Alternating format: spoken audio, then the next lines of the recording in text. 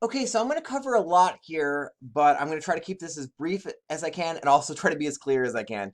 Don't forget, in the module section, there is a separate page on adding questions, reorganizing them, and the different types of questions and slides that you can use. And right after this video, what you're going to see is basically the different question types. I'm going to give you one of each question type, aside from the multiple choice and true false, just so you can see the additional ones, just so you can kind of see what it's like for students to have those types of questions, okay? So very easy. If you want to add a question, you can see I'm actually working on the thing that you're taking now.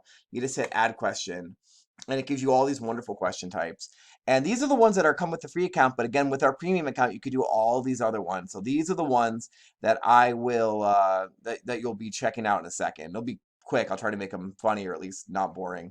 So type answers, pretty straightforward. You'll write a question, and they will then type the answer. And I'm going to cover, well, actually, I'll show you how to add videos and such. It's pretty easy.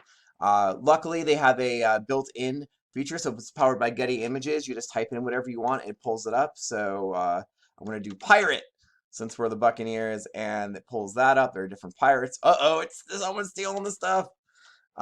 Ditto for GIFs, right? You can find all sorts of really funny, engaging GIFs just to keep your students entertained.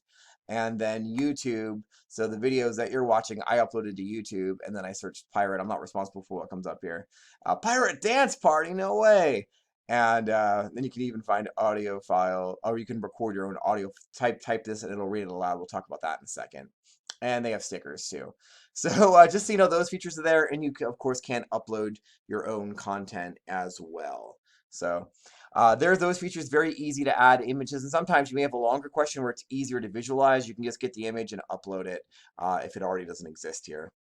So that's pretty simple. And then I'm gonna so that's how you do the type answer. Students would just type their responses. The puzzle one's very cool. So you create a question and students arrange, and you let them know, how they should arrange it. And notice here as I'm typing, when you this happens as I'm typing up here or typing here, it's giving me options to add bold, italicized words, subscript, superscript, symbol dialogue, and math equations. I'm not a mathematician, so I don't know how good this is or useful this is, to be honest, everyone. But I know this is something folks have expressed concerns about, and it definitely makes it more usable for people teaching in the sciences. So that is, I think, a really great feature. And it's just so easy to use. It's so intuitive. It just pops up. And that's what's really great about this, even the question types, right? You just click it, it gives you the option. So what's good here is the students will then arrange the questions. I'm going to, again, this will be one of the questions you're going to see in a second, so you can see what it's like for students to experience that. This one's really interesting. It's audio. I don't actually know why you would use this. I know it makes questions more accessible, but you type it and it reads it aloud, and it will read it with like an in whatever language that you. Well, it doesn't change the language. It actually just puts an accent on it, which is interesting. So I'll do that. I'll do it with a British accent when I type it for you in the upcoming thing. You'll see what I mean. But you could type it. I guess if you're teaching a class in languages, right, and you type something in, it would read it aloud effectively. Seems like it does a pretty good job with that. Oh, try again later. Uh-oh, I think I just trapped myself. Hang on. Oh, and I'm back. Sorry about that.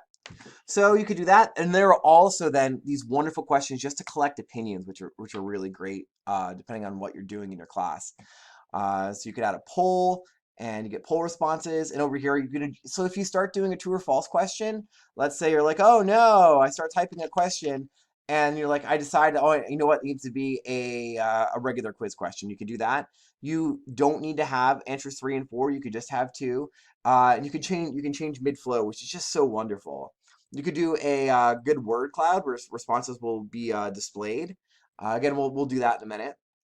I don't know, but depending on how that'll look, you will be depending on when you take this. You could do open-ended questions, uh, right? Again, just trying to kind of get information for students, and they're visualized on text cards for them. And just makes it kind of for like a really engaging experience. And you could also brainstorm.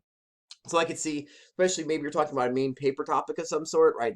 These things could be a good idea. Get brainstorm and get ideas. And I know this is similar to what Pear Deck does, but it can happen within this kind of Kahoot shell. And just maybe you find one program works for one class and one program works for another class. Just things to keep in mind, right? So we have all these great question types, right? I think that covers them. And then you can also hit add slide and you have these different slide display types. And so they have slide, this has media and text. It can be a little deceptive. These are just the layouts. These are designed to work with media. These are designed to be text only. But again, this is one of those things where you start typing and you can change it on the fly for whatever you'd like. So you can use bullet points as I do on the first slide.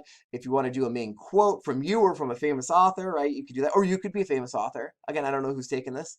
It just is set up to really, it's so easy. You can change the background color. It just is so user friendly. It's wonderful.